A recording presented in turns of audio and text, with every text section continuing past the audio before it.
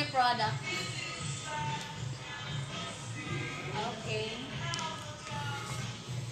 Ipapakilala ko sa inyo ang aking product. Ito siya.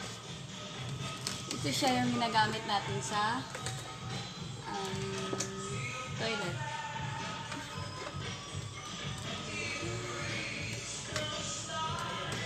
Pag nasira na yung toilet nyo, ask me. Tutulungan ko kayo. Okay. So, ito siya, guys. Okay, dito muna tayo sa toilet. Ang toilet, guys, meron siyang dalawang uri. Meron tayong tinatawag na two-piece type. Two-piece type meaning maseseparate yung tangke sa toilet niya. At saka, meron din tayong one-piece type. Ito, naka-built-in. Yan. So, yan yung pinagkaiba nila. Kasi guys, pag bibili kayo ng repair kit niya, iba-iba kasi. When you say one piece, may nut siya. Ito, may nut siya dito sa baba. Unlike sa two piece, lock lang siya. And then, ang materials niya is plastic. What kind of plastic? ABS plastic. ABS meaning acrylonitrile butadiene citrin. Yan. Tapos, meron siyang apat na uri na flushing. Meron tayong dual push button. Example.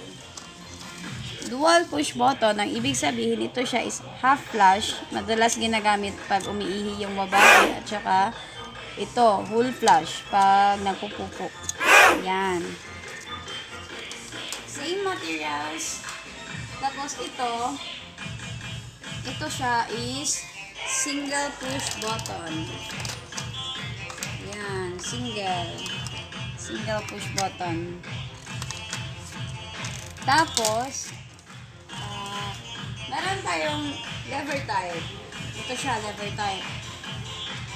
Ito madalas ginagamit sa government. Kasi, yung mga PWD na person, kahit ano sila, wala silang kamay, pwede pa din nila yung toilet. So, ayun. More on bathroom tayo ngayon. Bathroom accessories. Okay, so, aside dyan, guys, meron din tayong tinatawag na bidet. Ito. Bidet, ito siya, kadalasan ginagamit pag napupupo tayo. Ito yung parang shower. Shower sa ano natin, bath. Okay? So, ito siya is plastic chrome finish. When we say chrome finish, ano siya, para din siyang stainless. Para siyang ganun. Pero, ang pinakaiba niya is, ang stainless is satin finish. Satin siya, guys, meaning matte siya, hindi siya parang kumikinang na ano. Yan. Ito siya, guys, is plastic siya, pero ang hose niya is stainless. Standard size, 1/2. Tapos, ang kapartner nito is ito, angle valve. Ang angle valve naman, guys, ito siya ang madalas ginagamit pag may ano tayo, pag sa toilet natin, pag may tangke yung toilet natin, so kailangan natin ito para sa ano niya, ayun tinatawag na abang. Para sa ano niya, sa abang niya, dito from source, lalabas dito yung water. Tapos, gagamitan natin ng flexible hose. Flexible hose, kung anong size ng angle valve natin, yun din yung size ng flexible hose natin. For example, 1/2. Ito siya, ikakabit mo ito siya dito. Example. Ito. Kakabit natin dito. Yan.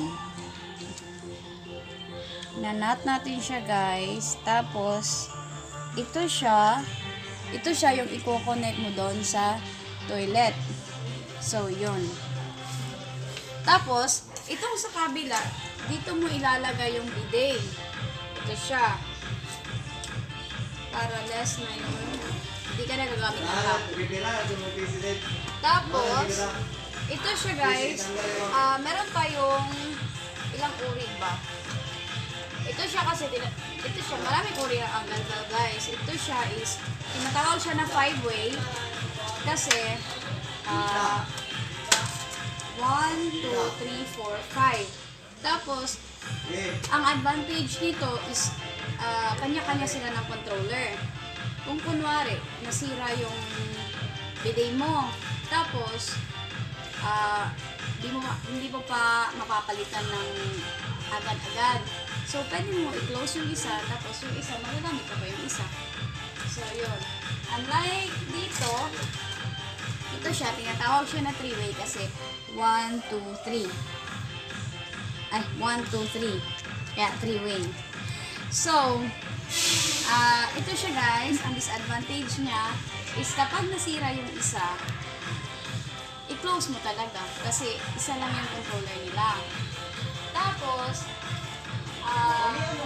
ito siya, ito yung single. Alam niyo guys, ang maganda sa brand na ito is meron tayong mabibili na repair kit. So, hindi siya disposable. Makakabili ka ng repair kit sa halagang 48 pesos. Yun.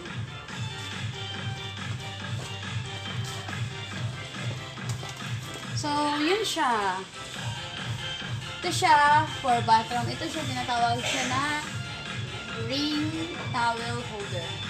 Kasi, obvious naman, di ba? Ring kasi yung ano niya. Kaya yun. Okay, bye!